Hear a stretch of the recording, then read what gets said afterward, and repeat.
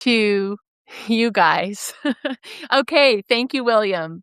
We are we are going. We are in action. And I'll listen to it later and decide what needs to be tweaked. But right now, this microphone's just for looks because I would unplug it, and hopefully my laptop is doing okay. But yeah, I guess what I'm saying is that this world is a rough place to be. We call it Earth School. And I think of it as like School of Hard Knocks. And I think, from what I understand, being a spiritual person that tunes into that lens, that's how I look at the world. And from what I understand, this is, I'm someone who believes that we are a spirit on a human journey and go good. Thank you, Video Smooth. You guys are with me. This is awesome. So yeah, what I understand is that, we're spirits on a human journey, and Earth School, as I heard that term once and I was like, hey, thank you guys for being here. The term that I heard once was that it is not for the faint of heart and that it is one of the rougher planets, because I subscribe to the fact that consciousness exists way beyond Earth and that many of us are blurry for a sec. We are having issues with it's a really windy day. And so my internet is not the best. And I'm just going to roll with what we're going to roll with. And hopefully it'll work out. But anyway, as I was saying, it is a situation when you come to this planet that you're signing up for really important but difficult soul lessons, is sort of what I understand. And so I feel like so many of us here on Substack are sensitive humans, sorry, dogs and people outside my house. We're sensitive humans who have, decided that video is low, but rate is okay. You know, it's just one of those things. I am going to try this other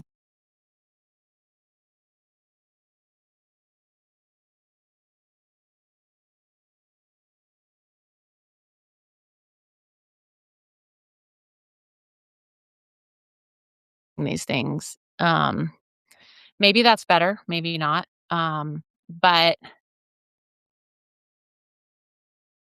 oh my lord, this is just it. You just got to roll with it. You keep trying, you keep showing up, and eventually you get it all dialed in. Isn't that just life? So we're just trying to dial it in. And I'm trying to talk about something besides the technology. But, we were just one of my writer friends here had a whole hiccup when she was trying to post something recently. And she was like, to be an artist or a writer today, you have to be able to manage the technology piece. It's not enough that you just figure out how to do your craft. And so I guess that's what I'm realizing as well. And yeah, so getting back to what I was saying, and hopefully you can hear and see me, that, I was choking up because I think maybe some of you feel the same way, but it's been a rough go. And humans are pack animals. And even though we need to learn how to feel alone but not lonely, we also need to find our tribe. And I had written a story about this little, sort of like an ugly duckling version, Venus version of Ugly Duckling, about the little tiger that was surrounded by kittens and was wondering why she scared the other kittens and why she just didn't quite relate. And then she realized that she was actually a majestic tiger. And I sort of think of all of you guys and me and us as a soulfic family here as these.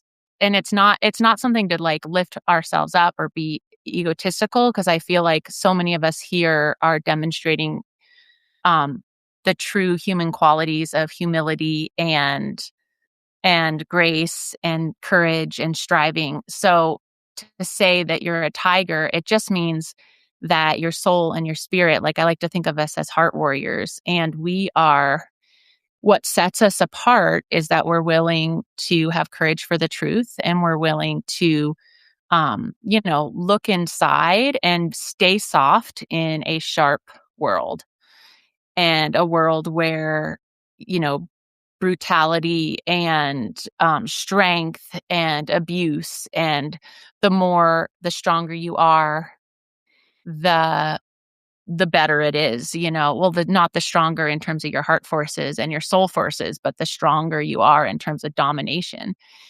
And we're coming out of that era, but right now it's really fucking rough, excuse my French, because we are seeing the showdown, and it is feeling like a daily roller coaster. And so I think that Substack has become a safe haven for those of us who have the courage for the truth and who want to be real in a world that rewards the mask. And I think many of us, don't even know how to mask. So we're doing all we know how to do. And I just want to know, because like nothing has come through, but I'm wondering if it just was such low quality that it was too hard to watch. It's hard to know, but I haven't seen any messages, which is making me wonder. Um, I'm just going to keep talking anyway, because why not? So, yeah, about showing up. How are other people feeling? Are people feeling the intensity of these times? We have a lot going on, as always, on the global stage, and just, wondering, like, are other people feeling it as much as I am? This sort of roller coaster of a ride, and navigating personal things, and yeah. Anyway, I'm like looking at that, and I feel like it's frozen, but my clock is still ticking, so it appears that I'm still talking and recording.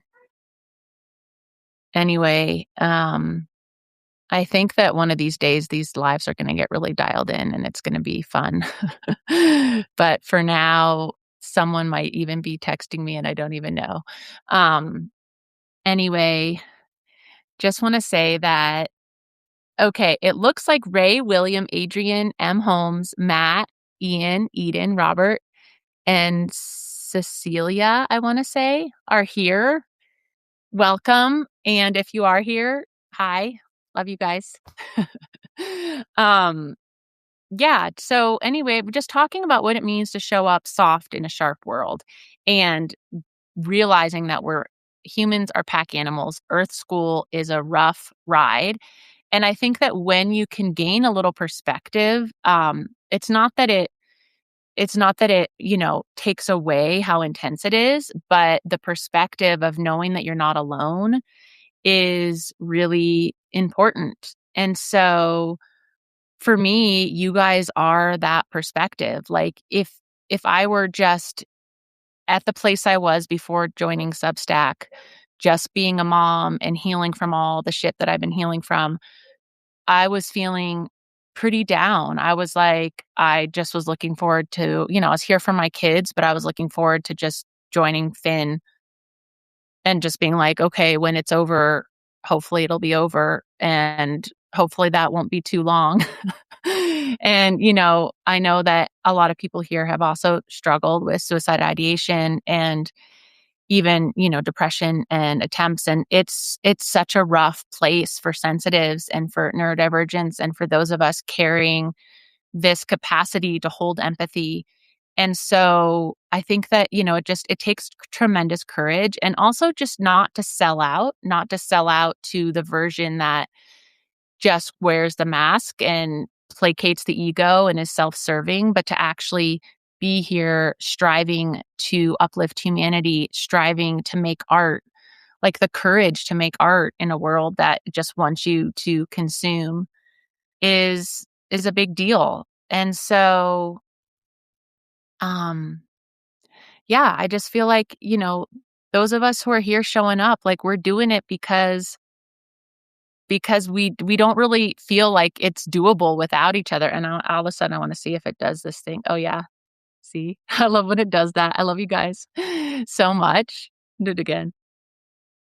This is me. This is how I feel towards you guys. I can just do it over and over because I love you guys so much. Anyway, you guys are my soul tribe, and because of you guys, I am feeling like I have a purpose, and I'm hoping that in your worlds, doing your art and writing and showing up, that you are also finding this sense of purpose. And it doesn't mean that it takes away from the struggle. It just means that, you're not so alone in it. And I think so many of us, I said this in another live, we're just grew up fighting alone in the dark.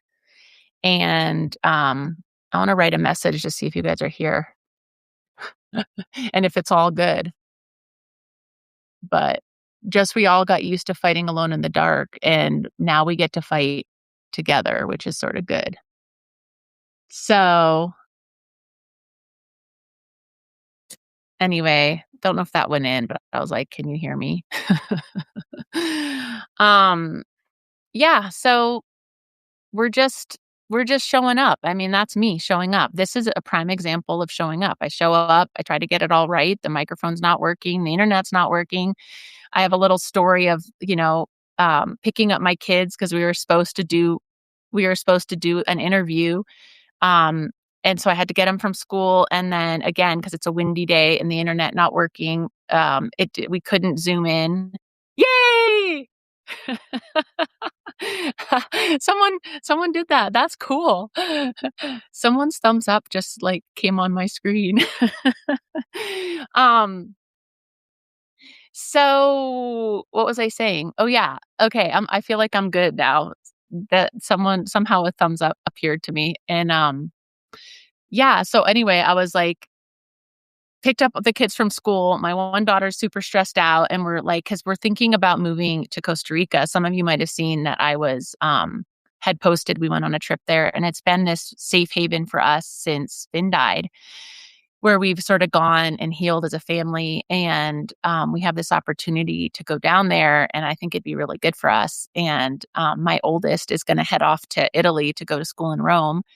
American universities abroad are actually like a quarter of the price, and it's just a cool opportunity. I went to school in Italy for my university years, and so I was encouraging her to do that and just to get a fresh start because we're navigating a lot of legal stuff behind the scenes having to do with healing and trauma and being survivors that I can't get into. But sometimes that shit weighs you down, and just getting a chance to get away from it all. And if you don't have a chance, just finding ways to support yourself. So I think that what I started out saying was that Substack and this idea, circling back to the idea of the tiger and the ugly duckling, is like when you are constantly surrounded by other people who reflect back something that is not your true essence, and you're searching to like we as humans, we always want to mirror each other. So when you're trying to mirror someone, like the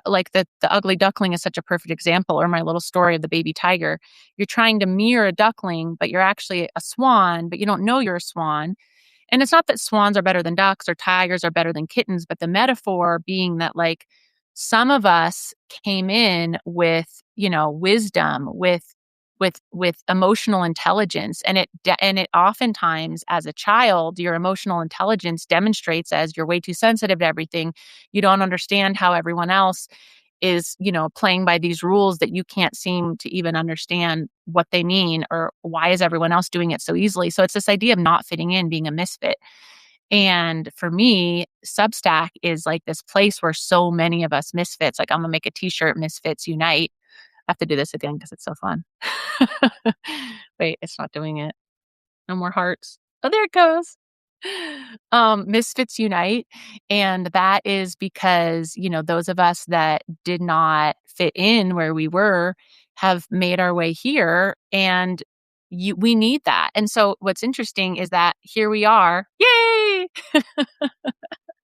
This is fun. Here we are on this hurting planet sharing love with each other, and look at us on technology having little hearts. That's one thing I love about Substack is that it's it's it's just it's like a love fest. We all come here and we're like, "Oh, I love you. You're doing so well. Keep up the good work. Yeah, I love you guys. Don't worry." And like we all need that. Like how beaten down have all of us become from the rest of the world? And all you do is like switch on the other media channels and even some of it like I'm trying not to read about the Epstein stuff because I have a really similar trauma history, but some of the articles make their way to Substack, so I end up reading them. Hence my poem. My most recent poem I published last night at 2:30 in the morning was in response to one of those articles and just feeling like so beaten down by how dark the world is. But then I come here and my daughter is home from school because she's having a rough go of it because she's navigating this trauma with me. And we're just like hanging in there. But then I was like, but I got to set up my computer and my lights and I want to come on and talk to my friends. And it's a big deal. And thank you guys for showing up. And, I'm going to figure it out, maybe get more organized with what I'm going to say. But yeah, I only got 3 hours of sleep last night because I was up till 3 posting post. And before that, I was crying about the state of our world. And I'm sure a lot of you guys can relate. So what do? You just put one foot in front of the other and you just try to make something for yourself. And so for me, Substack has become a place where I found my purpose. And I realized that the teacher in me has always loved being able to share ideas and talk about healing. And I think of myself as like a personal development junkie. And just because it's sort of a funny term if you think about it, but I am literally addicted to self growth and not in the like, oh, I'm going to go be someone who like stands on my soapbox, but more like I love improving myself. I love learning about myself. And I do that through pushing my edge, through allowing myself to crack open, like I talked about in last week's Zoom or live, and, just allowing myself to, meet new individuals and not remain. Yes, exactly. Oh, yay, my little thing's working. Thank you, William. You can, like, that's the thing, the beauty of finding this place of all places, which I think I wrote a note, like, I don't think the leaders of Substack, I don't think that they realize that this place for misfits and sensitives and neurodivergents and trauma survivors, that we were all gonna congregate here and be like, "Come on, guys, let's be together now." Like, I don't think they had that idea in their mind. They were like, we'll create a place for writers to monetize. And, I think those of us that had a story or had a voice in us that refused to be silenced found our way here. And then all of a sudden we're like, wait, there's other people like me. Like, oh, I don't have to feel so alone. And then, like, after my last live with you guys, it was amazing. I was like, I feel like the little kitten who found the tiger tribe. Like I I found my tribe, and just having you guys like in notes is amazing, but then there's this feeling of like we're in a virtual room together and that's really cool too. And yeah, we each have our unique insight, and that's the thing, like it's not a competition. It doesn't have to be something that I think that, we all sometimes I wrote an article about like the slippery slope of comparison, and it has this story of this monk, and I'll tell you guys the story, but I've also completely lost the plot. Okay, let me catch you up if there is a plot. The plot is that we have found our way here. We are healing in a dark world. I probably need to get a better plot, but I'm just chatting because I don't know. Anyway, I'm going to tell a little story though about comparison. And oh yeah, you're right. I was telling a story about what it means to like how important it is to find a place where you can have. Thank you. Finding the ugly duckling who's not ugly. Yes, finding okay, if I had to summarize what I've been chatting about, my neurodivergent ADHD ramblings. One person said they're like, the thing is about neurodivergence and ADHD, it's not that you lose the thread, it's just that our capacity to have a 360 view, like I can go down these wandering side branch tunnels and I will eventually get back to the big picture.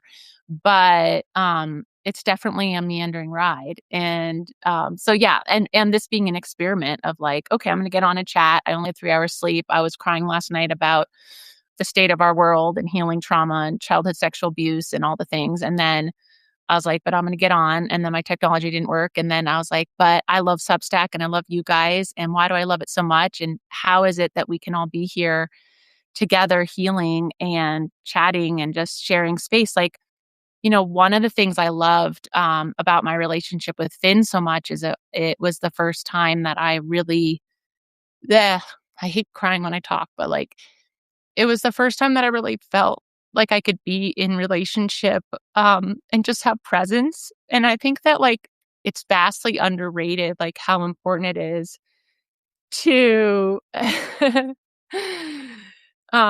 have, like, just to be present with another human being, and, we often get so attached to, like, the facts, and we live in our minds, but when you drop into your heart, you realize that it's really about being present for each other. And it's a beautiful thing. And that is what I think is happening here, this little softness revolution where we are showing up for each other in a way that defies what the algorithm or what the platform maybe was even built for.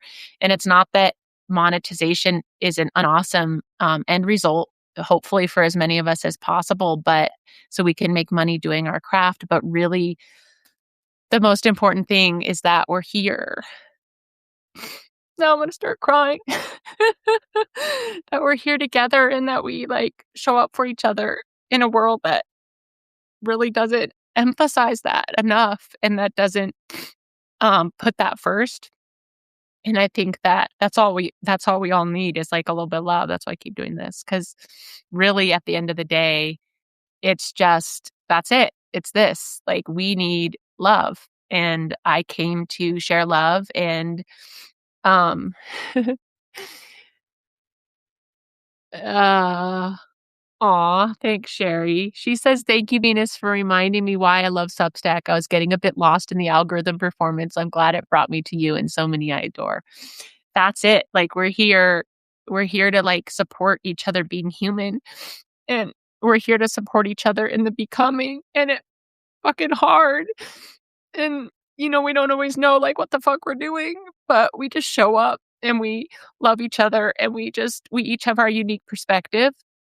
And it's that perspective of like, I'm a human in this messy ass world. Like, we get knocked down, but we get up again. It's that. Like, that's the plot. The plot is like, you show up, you keep showing up. You show up when the microphone's not working. You show up when you're rambling. You show up and you just keep showing up. And as you do, you get better and you get better and you get better. And in that, you're showing others what it means to shine and what it means to be vulnerable and what it means to not be afraid of fucking up. And yeah, so I'm just here fucking up, and so are we all. But like to take off that pressure and to be like, just whatever, I'm just gonna keep going because fuck it. Everything else fell off around me, and what else do I have to lose? Nothing, absolutely nothing. So I'm just gonna show up. And like I think it's that utter surrender when we get to a place of surrender that we can begin to realize that actually there we have so much support but we had to sort of fall down, get dirty, break apart, let the light shine through and realize that like it wasn't really yeah, we all want to be successful, but it's about the little moments, it's about the connections you make along the way. um One more story I'll say, and then I'll probably sign off, but I have 2 stories. One is the story of compassion and, it's a Buddhist principle of not Yes, we are all growth comes from fighting. I love you guys. Please keep showing up. You're a broken treasure as we all are. Yes, Adrian and William, thank you guys for joining in and sharing and your comments. Um that I think that, like, the slippery slope of comparison that we all get into, because in this materialistic plane, like, we're constantly, like, I've done it too, like, "What are my numbers? Am I gonna get there?" And, of course, we all wanna be profitable, we all wanna be successful, we all wanna have reach. It's our dream to, like, be seen and to see, but, really, if you can drop into that place of, like, "Why am I here? I'm here to be a human being, showing up, fucking up, trying again, showing others what it means to do that, to have the courage to do that." And it's really different than the masked version that we see all over, plastered everywhere, that just feels so empty in here. And, like, so the real warriors are the ones who are rising out of the earth, out of the dirt, out of the mud, out of the blood, out of the tears. And we're like, I'm going to keep showing up out of this place, because this is where those people in their crystal, not crystal, but like ivory towers, that's all coming crumbling down, guys. And who are gonna be the people of tomorrow? Us, who've been, like, swimming around in the muck, trying to survive the flood. Like, we're gonna show, because 'cause we've, like, got some fucking resilience at this point. So, yeah, anyway, and so you don't wanna compare yourself. So there's a story of a monk, and he's living on this hilltop, and the villagers look at him, and a storm blows through, and it blows down his whole hut, and the villagers are like, "Oh, no, such bad luck," and the monk looks at them and he goes, "Good luck, bad luck, same, same." And then, a wealthy merchant a few months later, so the monk just living under a tree with no hut because it got blown down. And a few months later, a wealthy merchant comes through the area, and he sees the monk in all his equanimity and peacefulness, and he's like, "I'm gonna build you a new hut." So the merchant pays for a new hut to be built for the monk. And the villagers are like, "Oh my goodness, what good luck." And the monk looks at them and he goes, "Good luck, bad luck, same, same." And so when you could think of this as like your little Substack growth. Cause like if I bet a lot of you are like this, I've been looking at my little line, it goes like this, like people leave, people come, it's like a wave. But then I'm like, well, when I've gone hiking, don't the mountains sort of look like that? You're like going up and over or like when you're on a boat, you're going like this. So I'm like, of course, I'm sure there are some that like their growth trajectory looks like that, but like, you know what? That's not my journey. My journey's this going in and out of the valleys. And so I love to think of that story of good luck, bad luck, same, same. And when I very first joined Substack, I remember one day I was like, it was late at night and I was sort of having a conversation in my mind and I was like moping around. I was like, I only have 17 subscribers. And all of a sudden, my higher self, because I sometimes have this clairaudience, came through and was like, are you, because I had just been outside looking at the moon and I was like, "The moon and I are one. Thank you, moon. Thank you for showing me how to, like, show up and shine your radiance on me." And I was feeling all peaceful. And then I went inside and I was like, "And I only have 17." And then I heard this voice and it was like, "Venus, be so for real. Like, you just felt the moon inside your heart and you're worried about 17, the number 17." And I had like sort of a good laugh at myself. And I was like, right. Okay. Like from the spiritual perspective, they're like, we don't care if you have 17 billion or, not that there's that many people on the earth, but like 17 million, or if you have 17, like it's not about that. And so I think that the more we can get ourselves back to like what happens in here, that's what's going to happen. Like they always say on your deathbed, it's not about the money in the bank, the people that were going to your whatever. Um, Maybe, am I talking about it? It's a Taoist principle, but it might be this where the story came from. Same, same. Anyway, Dark Prince was asking me something about that story. It's like a Chinese proverb, basically. But, they say on the deathbed, it's about the relationships, it's about the interactions. And after Finn died, I was reading this book about someone who did hypnotherapy, that people that had past life regressions come up sort of spontaneously. This hypnotherapist was trying to heal people by going back to their childhood. And then people started remembering things from their previous life. And then they started remembering the death of their previous life. And then they started talking about what was happening between, like after they died. And so it became known as life between lives therapy. And I got really into it after Finn died because I was obviously wanting to connect to him. And what people, patient after patient or client after client after client, talked about how, and you've heard this from near death experiences, people end up right after they die, sometimes when they're in the ER and or their heart stopped for a few minutes or whatever. You've read a lot of stories of these, but what they all say is that they get met by like loved ones and the light and like in a beautiful, peaceful place, and their guides are there. And you begin to look at the moments that mattered. Like this has been repeated as what people say happens. And it's not anything that you might think of as like, how many people did you influence? Like, obviously, how much money did you have in the bank? How nice was your house or your car? Like, no, it's about like, remember that time that you helped the old lady who like couldn't cross the street? Remember when you reached out to a friend and like gave them a hug when they're having a really hard time? Like that made them, your smile kept them going. And, like, that's why we're fucking here. It's like, that's what it's all about, and we forget because we're in a system that, divide and conquer, and it's really, it's a system that, isn't a system of enslavement that we are here to break free from. So, I think that's gonna be the end of my ramblings for today, and, it's been lovely to chat with you guys, and I wanna make another heart, and, there we go. I love that. I'm gonna do that a lot. So anyway, I just love you guys, and, I appreciate you guys for showing up, and hopefully the, speaker picked me up okay because this guy's not working, but, um, I'm just so happy. Yes, sending virtual hugs to Sherry, my friend, and to all of you guys, Adrian, William, our Prince. I can go and say bye to you guys, like, well, I'm gonna look and see who you are. Ray, looks like Sherry, Cassie, William, Adrian, M. Holmes, Matt, Ian, Eden, Robert, Cecilia, and another Ian. I just want to say thank you guys, and I love you. You guys are the best. We'll be in touch. We'll be here soon again. Okay, love you. Bye.